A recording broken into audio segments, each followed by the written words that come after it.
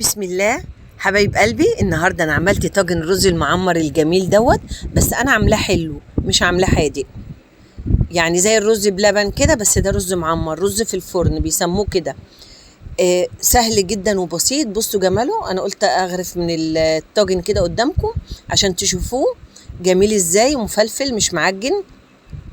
اول حاجه بتعمليها بتجيبي الرز تغسليه، اغسليه كويس ونقعيه في شويه ميه. هاتي الطاجن، حطي فيه معلقه سمنه، صفي الرز كويس من الميه، حطيه في الطاجن، حطي عليه على حسب ما بتحبي السكر، نص كوبايه ربع كوبايه على حسب انتي ما بتحبي السكر كتير او قليل. هاتي كيلو الا ربع حليب يكون مغلي وسخن، حطيه على الرز وقلبيه كويس قوي. هاتي نص كوبايه ميه سخنه وحطيها مع الحليب وقلبي كويس الرز وحطيه في الفرن، واقفلي الفرن عليه ونسيه بقى حوالي نص ساعه. بعد كده افتحي عليه شوفيه، لو احمر اطفي عليه.